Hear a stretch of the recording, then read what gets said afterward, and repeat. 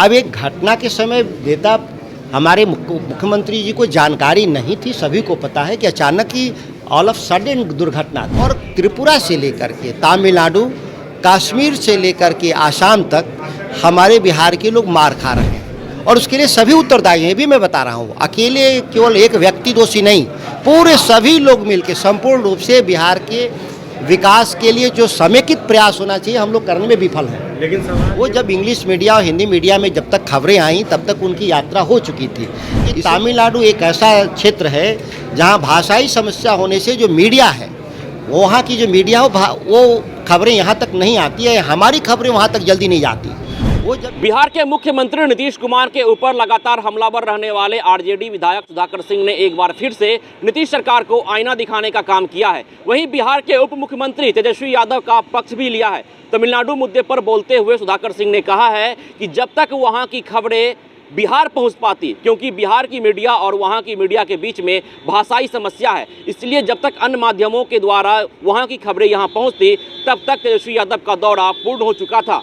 वहीं सुधाकर सिंह ने यह भी कहा है कि बिहार में कृषि की व्यवस्था, बिहार में शिक्षा की व्यवस्था बेहद ही लचर है, जिस कारण यहाँ के मजदूर, यहाँ के युवा बिहार से बाहर पलायन करने को मजबूर हैं और जहाँ जहाँ जाते हैं, देश के जिस जिस कोने में जाते हैं, वहाँ उनके साथ दुर्व्यवहार की घटना आए दिन सामने आते रहती है। सुधाकर सिंह ने साफ लफ्जों में एक बार फिर से नीतीश सरकार को घेरने का काम किया है। उन्होंने साफ तौर पे कहा है कि बिहार में चाहे सरकार किसी की भी हो, चाहे वो एनडीए गठबंधन की सरकार हो, चाहे महागठबंधन की सरकार ही क्यों न हो, यहाँ पर जनता की बातें नहीं सुनी जाती, जनता की समस्या पर समाधान नहीं किया जाता, शिक्षा के ऊपर काम नहीं किया जाता, कृषि के क्षेत्र में काम नहीं किया जाता, जिस कारण लोग मजबूर हैं यहाँ से पलायन करने को। उन्होंने आगे यह भी कहा है कि मैं मानता हूँ कि तमिलनाडु में बिहारी मजदूरों के साथ, बिहारी युवाओं के साथ दुर्व्यवहार की घटना हुई है, लेकिन वहाँ के डीजीपी इस बात को एक्सेप्ट नहीं कर रहे हैं। हमारे डीजीपी से उनकी बात हुई है और आगे इस मसले पर संज्ञान लिया जा रहा है। छोड़ जाते हैं आपको सुधाकर सिंह के पूरे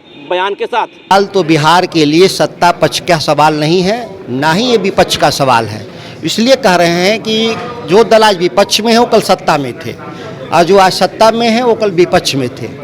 लेकिन ये बिहार की दुर्दशा का जो कारण है और ये जो पलायन है, इसको पलायन के संदर्भ में देखिए।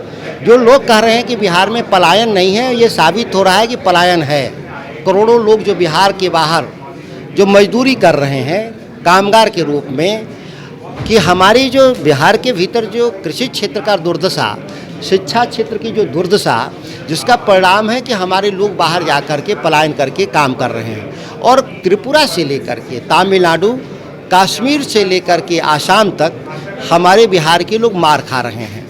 सत्ता में बैठे हम लोग जो लोग हैं और उसके लिए सभी उत्तरदायी हैं। भी मैं बता रहा हूँ, अकेले केवल एक व्यक्ति दोषी नहीं, पूरे सभी लोग मिलकर संपूर्ण रूप से बिहार के विकास के लिए जो समेकित प्रयास होना चाहिए हम लोग करने में विफल हैं। लेकिन सवाल ये उठ रहा है सुधाकर जी कि जहाँ पे बिहारी को पीटा गया वहाँ पे डिप्टी सीएम तेजस्वी यादव जाकर मुख्यमंत्री से सम्मानित कर रहे हैं, केक काट रहे हैं, इसमें विपक्ष जो है सवाल खड़ा कर रही है। देखिए, विपक्ष का सवाल करना ड्यूटी है और सत्ता पक्ष के लोग भी सवाल करते हैं।